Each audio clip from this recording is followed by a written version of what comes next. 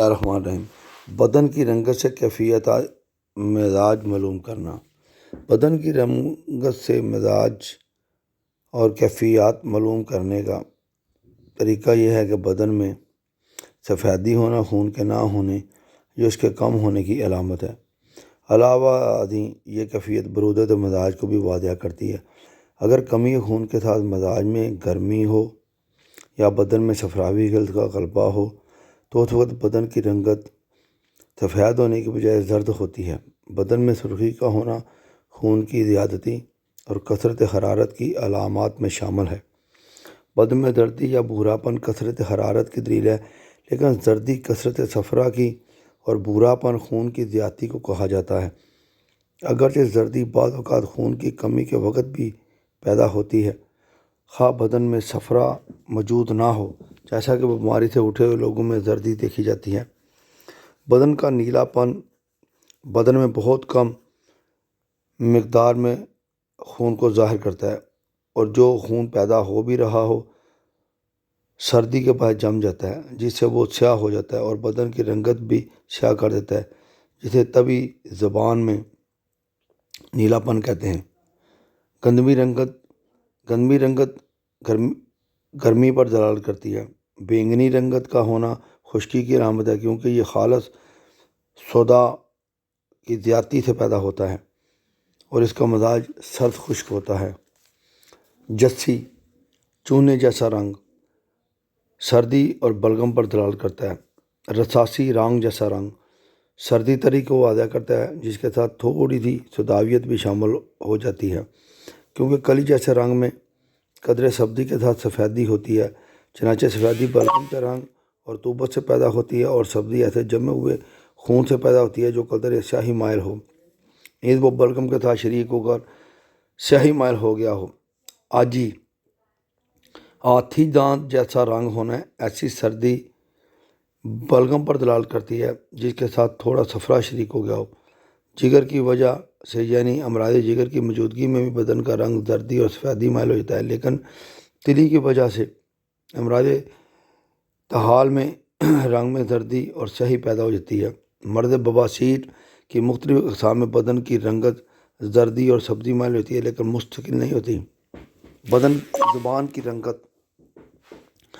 زبان کی رنگت سے بھی عروق بدن کا مزاج معلوم کیا جا سکتا ہے، عام طور پر اس بات سے کہ وہ عروق ساکنہ وریدیں ہوں یا شریانیں، یعنی زبان کی غشائے مخاطی بہت باریک ہوتی ہے، لہذا بدن میں غلبہ خون کے وقت زبان کی رنگت سرخ ہو جاتی ہے، جو کہ گرمی کی علامت ہے، اور کمی خون کے وقت سفیدی یا ہلکی سرخ ہو جاتی ہے، یہ قلت حرارت کی علامت ہے۔ اسی طرح دوسرے خلاط کی موجودگی اور عدم موجودگی میں زبان کے رنگت میں اختلاف پیدا ہو جاتا ہے۔ آنکھ کی رنگت سے دماغ کے حالات کا حال بخوبی معلوم کیا جا سکتا ہے۔ آنکھ میں سرخی، زردی، سفیدی، سیاہی دماغ کے اندر اخلاط اربعہ کی کمی بیشی کو ظاہر کرتی ہیں۔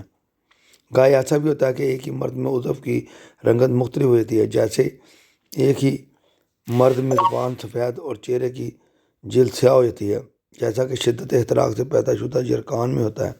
نمبر 4، اعضاء کی حیث سے مزاجی کیفیات معلوم کرنا۔ اعضاء کی شکل یعنی ساخت سے مزاجی کیفیات معلوم کرنا۔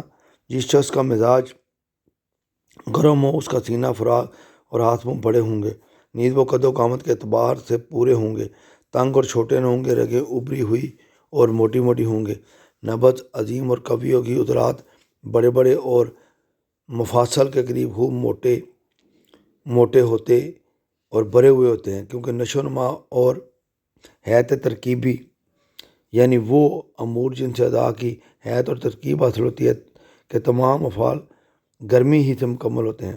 نمبر 5، بالوں کے ذریعے کیفیت مزاج معلوم کرنا۔ بالوں کے ذریعے مندرجہ ذیل کیفیات سے مزاج معلوم کیا جا سکتا ہے۔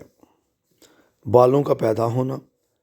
نمبر 2، بالوں کا پتلا یا موٹا ہونا۔ نمبر 3، بالوں کا سیدھا یا گھنگریالا ہونا۔ نمبر 4، بالوں کا رنگ۔ نمبر 5، بالوں کا بکثرت یا بہت کم ہونا۔ بالوں کا جلد یا بدیر یا پھر بالکل نہ اگنے کی صورت۔ کیفیت مزاج معلوم کرنے کا طریقہ یہ ہے کہ بالوں کا دیر میں اگنا یا بالکل نہ پیدا ہونا اس بات کی علامت ہے کہ مزاج میں رطوبت بہت زیادہ ہے۔ بشرطے کہ بدن میں کوئی دوسری وجوہات بالوں کے دیر میں اگنے یا نہ اگنے کے لیے موجود نہ ہوں، مثلا جسم میں خون بالکل نہ ہو۔ ایسی صورت میں اگنا یا نہ اگنا کثرت توبت کی علامت نہیں بلکہ خون کی عدم موجودگی اس کی وجہ ہے، اور اگر بال بہت زیادہ نکل آئیں تو یہ بدن میں خشکی کی موجودگی پر دلالت کرتی ہے، لیکن بدن میں گرمی تر کی موجودگی دوسری علامات سے معلوم ہو سکتی ہیں۔ اگر بدن میں گرمی خشکی جمع ہو جائے تو بال بہت جلد بکثرت پیدا ہوتے ہیں اور موٹے ہوتے ہیں، کیونکہ بالوں کی زیادتی کثرت گرمی پر دلالت کرتی ہے، اور بالوں کی موٹائی دہانیت زیادہ ہونے کی علامت ہے، جیسا کہ جوانوں میں ہوتا ہے، لیکن بچوں میں دہانیت زیادہ نہیں ہوتی بلکہ بہاریت زیادہ ہوتی ہے، لہذا ان کے بال بجائے موٹے ہونے کے باریک ہوتے ہیں۔ مذکورہ صورت کے برعکس یعنی بالوں کا بہت کم اور باریک ہونا سردی تری کی علامت ہے۔ بالوں کی شکل سے مزاج کی حالت کو معلوم کرنے کا طریقہ یہ ہے کہ بالوں کا گنگریالہ ہونا گرمی خشکی کو ظاہر کرتا ہے، لیکن بالوں کا گنگریالہ ہونا بدنی سوراخوں کے ٹیڑھے پن اور پیچیدگی کو بھی واضح کرتا ہے۔ ایسی صورت میں بالوں کی شکل مزاج کے باعث تبدیل نہیں ہوتی، یعنی سوراخوں کی پیچیدگی اور ٹیڑھے پن کی صورت میں بالوں کے اندر جو گنگریالہ پن پیدا ہوگا وہ آخری عمر تک قائم رہے گا۔ برعکس اس کے پہلے دونوں اسباب یعنی گرمی خشکی کی موجودگی میں تبدیلی مزاج کے ساتھ ساتھ بالوں کے گنگریالے پن میں تبدیل ہو جائے گی، جیسا کہ اکثر دیکھنے میں آیا کہ جوانوں میں بال گنگریالے ہو جاتے ہیں اور بچپن اور بڑھاپے میں بالکل سیدھے اور نرم ہوتے ہیں۔ بالوں کی رنگت سے اس طرح کیفیت مزاج معلوم کی جاتی ہے کہ اگر بال بالکل سیاہ ہوں تو حرارت مزاج پر دلالت کرتے ہیں، اگر بالوں میں بھورا پن ہو تو مزاج کی سردی پر دلالت کرتے ہیں۔ بالوں کی زردی مائل سرخی اور سرخی پن اعتدال مزاج کو ظاہر کرتا ہے۔ بالوں کی سفیدی گائے مزاج کی خشکی پر دلالت کرتی ہے، جیسا کہ نباتات کے سوکھ جانے پر ان کی سیاہی اور سبزی دور ہو کر سفیدی پیدا ہو جاتی ہے۔ اس قسم کی سفیدی بدن میں امراض مجفہ یعنی خشکی پیدا کرنے والے امراض کے بعد لاحق ہوتی ہے۔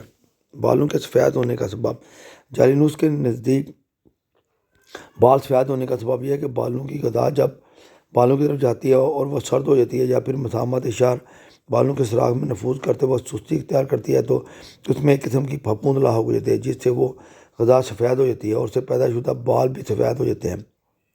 بال پیدا کرنے والے مادے کا رنگ سفید ہو جانے کے باعث بالوں کا رنگ سفید ہو جاتا ہے۔ یہ خیال ارسطاطیس کا ہے۔ یہ بھی ایک سبب ہے کہ شہر اور مختلف قسم کی ہوائیں بالوں کے رنگ کو تبدیل کرنے میں بہت اثر کرتی ہیں۔ حبشیوں کے بالوں کے متعلق یہ امید نہیں رکھنی چاہیے کہ ان کے بال بجائے سیاہ اور گنگریالے ہونے کے زردی اور سرخی مائل ہو جائیں اور اس تبدیلی سے ان کے اعتدال مزاج پر استدلال حاصل کیا جائے۔ اس کی وجہ یہ ہے کہ افریقہ یا حبش کے علاقے میں ہوائیں اس قدر گرم ہوتی ہیں کہ ان میں گنگریالے بالوں کا تبدیل ہونا ناممکن ہے۔ اس طرح اسپین کے رہنے والوں کے بالوں کے متعلق یہ امید نہیں رکھنی چاہیے کہ ان کے بال سیاہ ہو جائیں گے، اور اس طرح سیاہی سے مزاج کے اندر گرمی کا اضافہ متصور کیا جائے گا، کیونکہ اسپین میں اس قدر سردی ہوتی ہے کہ ان کے بالوں میں سوائے بھورے پن کے سیاہی پیدا نہیں ہو سکتی۔ عمر بھی بالوں کے رنگ کو تبدیل کرنے میں کافی عمل دخل رکھتی ہے، چنانچہ جو جوان بالوں کے اعتبار سے ایسے ہی ہوتے ہیں جیسے جنوب کے رہنے والے ہوتے ہیں، اور بچے بالوں میں اعتبار سے شمالی باشندوں کی طرح ہوتے ہیں، یعنی ان کے بال شمال میں رہنے والوں کی طرح بھورے اور سرخ ہوتے ہیں۔ ادھیڑ عمر کے لوگ مذکورہ دونوں ملکوں کے باشندوں کے بیچ میں رہنے والوں کی طرح ہوتے ہیں، یعنی اس عمر میں بال نہ تو بالکل سیاہ ہوتے ہیں اور نہ ہی بالکل بھورے اور سرخی مائل ہوتے ہیں، بلکہ ان کی رنگت ان دونوں کے بین بین ہوتی ہے۔ بچوں میں بالوں کی زیادتی اس بات کی علامت ہے کہ جب یہ بچہ جوان ہوگا تو سوداوی مزاج کی طرف چلا جائے گا، اور بڑھاپے میں بالوں کی کثرت اس بات کی علامت ہے کہ مزاج فی الحال سوداوی ہو گیا ہے۔